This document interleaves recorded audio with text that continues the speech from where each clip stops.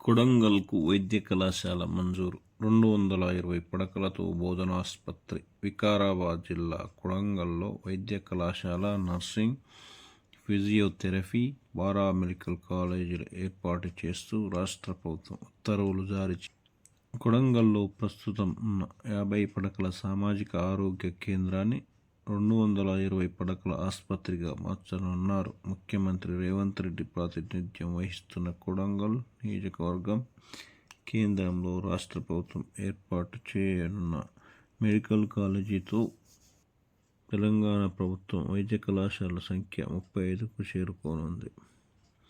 కొడంగల్ ప్రభుత్వ వైద్య కళాశాలలో 50 ఎంబీబీఎస్ సీట్లతో పాటు 60 బీఎస్సీ నర్సింగ్, 50 ఫిజియోథెరపీ, 30 పారామెడికల్ సీట్లు అందుబాటులోకి రానున్నాయి.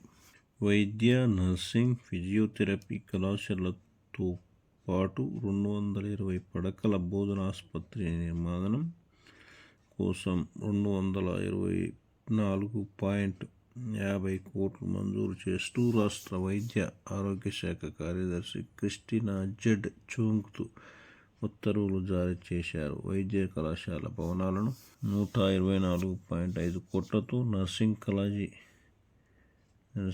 కాలేజీ భవనాలను 46 కోట్లతో, ఫిజియోథెరపీ కాలేజీ భవనాలను 27 కోట్లతో రహదారుల భవనాల శాఖ నిర్మించనుంది. ఈ 220 పడకల ఆసుపత్రిని 27 కోట్లతో టీఎస్ఎం ఎస్ఐడిసి నిర్మిస్తుంది. విద్యార్థుల కోసం పూర్తి స్థాయిలో హాస్టళ్లు నిర్మించనున్నారు. కొత్త కళాశాలల ఏర్పాటుకు అవసరమైన చర్యలు తీసుకోవాలని డిఎంఈ ఇతర విభాగాధిపతులను వైద్య ఆరోగ్య శాఖ ఆదేశించింది. ప్రతి ప్రభుత్వ వైద్య కళాశాలలకు అనుబంధంగా నర్సింగ్, ఫిజియోథెరపీ, పారామెడికల్ కాలేజీల ఏర్పాటు చేయాలని సర్కారు నిర్ణయించిన నేపథ్యంలో కొడంగల్లో 4 కళాశాలలు ఏర్పాటు కానున్నాయి.